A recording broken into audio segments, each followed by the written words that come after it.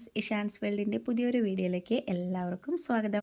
വയനാട്ടിലെ അതിപുരാതനമായ അതായത് ഏറ്റവും പഴക്കം ചെന്ന ക്ഷേത്രങ്ങളിൽ ഒന്നാണ് മാനഞ്ചേരി ശ്രീ മഹാദേവ ക്ഷേത്രം. നമ്മുടെ വയനാട്ടിൽ ഒരുപാട് ശിവക്ഷേത്രങ്ങളുണ്ട്. ഫേമസ് ആയിട്ടുള്ള ഒരുപാട് ശിവക്ഷേത്രങ്ങളുണ്ട്. മാനിക്കാവ് ക്ഷേത്രം, അതുപോലെ തന്നെ തിരുനെല്ലി മഹാദേവ ക്ഷേത്രം, ഒരുപാട് ക്ഷേത്രങ്ങളുണ്ട്.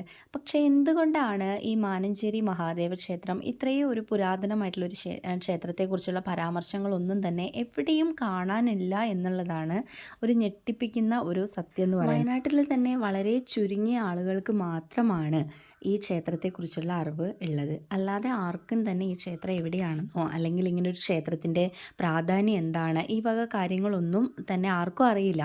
നമുക്കിവിടെ ഇത് ആർക്കും അറിയില്ലാത്തതിൻ്റെ ഒരു ഉത്തമ തെളിവാണ് ഈ ക്ഷേത്രത്തിൽ എപ്പോൾ നമ്മൾ ചെന്ന് കഴിഞ്ഞാലും അവിടെ ഒരു തിരക്ക് അനുഭവപ്പെടാറില്ല.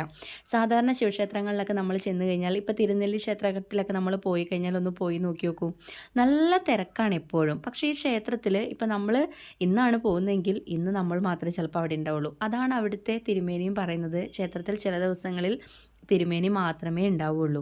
അപ്പോൾ അങ്ങനെ ഒരു സിറ്റുവേഷനാണ് നമ്മുടെ ഈ മാനഞ്ചേരി മഹാദേവ ക്ഷേത്രത്തിലുള്ളത്. അപ്പോൾ ഇങ്ങനെയുള്ളൊരു ക്ഷേത്രത്തെക്കുറിച്ചുള്ളൊരു കാഴ്ചപ്പാട് നിങ്ങൾക്ക് മുന്നിൽ തുറന്ന് കാണിക്കുകയാണ് ഞാനിവിടെ ചെയ്യുന്നത്. ഇങ്ങനെ നമ്മുടെ പള്ളിക്കുന്നാണ്, അതായത് ചുണ്ടക്കര എന്ന് പറയുന്ന സ്ഥലത്താണ് ഈ ക്ഷേത്രം സ്ഥിതി ചെയ്യുന്നത്. മെയിൻ റോഡിൽ നിന്നും 2 കിലോമീറ്റർ ഉള്ളിലാണ് ഈ ക്ഷേത്രം.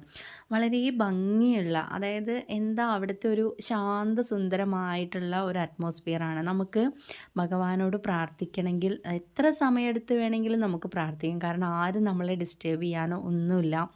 ആ ഓം നമ ശിവായ ആ ഒരു മന്ത്രങ്ങൾ കേട്ടുകൊണ്ട് നമുക്ക് എത്ര നേരം വേണമെങ്കിലും നമുക്ക് ഭഗവാനോട് അടുത്തിരിക്കാം.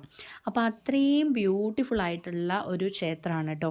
സത്യത്തിൽ എനിക്കിതിനെക്കുറിച്ചുള്ള അറിവുകൾ കിട്ടിയപ്പോൾ എനിക്ക് തന്നെ ഭയങ്കര ഷോക്കിങ് പോയി. എന്തുകൊണ്ട് ഇത്രയും ശിവക്ഷേത്രത്തിൽ ഞാൻ ആദ്യമായിട്ടാണ്, എൻ്റെ ഫസ്റ്റ് എക്സ്പീരിയൻസ് ആണ് ഈ ഒരു ശിവക്ഷേത്രത്തിൽ ആളുകളില്ലാതെ നമ്മൾ തനിച്ച് പോയി തൊഴുത് വരുന്നത്. എൻ്റെ ജീവിതത്തിൽ തന്നെ എനിക്ക് ആദ്യമായിട്ട് കിട്ടിയ ഒരു എക്സ്പീരിയൻസ് ആണ്. ഈ വീഡിയോ കാണുമ്പോൾ നിങ്ങൾക്കും അത് ഫീൽ ചെയ്തേക്കാം. കാരണം ഇത്രയും വലിയൊരു ക്ഷേത്രമാണ്.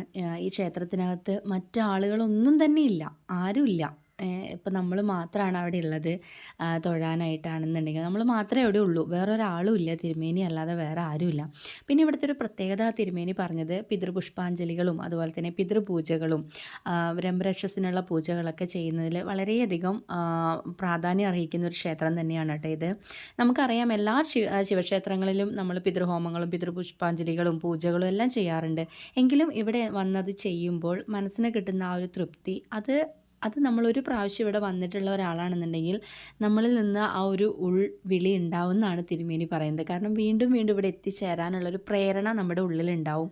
അതിനോട് ചേർന്ന് തന്നെ ദേവീക്ഷേത്രം പുറത്തുണ്ട് കേട്ടോ. ദേവീക്ഷേത്രമുണ്ട്, പിന്നെ ഗുളികൻ തറയാണുള്ളത്, പിന്നെ അയ്യപ്പനും ഗണപതിയും എല്ലാവരും ഉണ്ട്. അപ്പോൾ പക്ഷേ ഈ ക്ഷേത്രത്തെക്കുറിച്ച് ആർക്കും അറിയില്ല. ഇത്രയും നല്ല ബ്യൂട്ടിഫുൾ ആയിട്ടുള്ളൊരു സ്ഥലത്താണ് അത് നിൽക്കുന്നത്. ക്ഷേത്രത്തിനോട് ചേർന്നൊരു കുളമുണ്ട്. ഇതെല്ലാം ഉണ്ടായിട്ടും നമ്മുടെ ഈ ക്ഷേത്രം അറിയപ്പെടാതെ പോയി എന്നുള്ളത് വളരെയധികം വിഷമമുണ്ടാക്കുന്ന ഒരു കാര്യം തന്നെയാണ്. അപ്പോൾ എൻ്റെ ഈ വീഡിയോ നിങ്ങൾക്ക് ഇഷ്ടപ്പെടുകയാണെന്നുണ്ടെങ്കിൽ ലൈക്ക് ചെയ്യണം, സബ്സ്ക്രൈബ് ചെയ്യണം.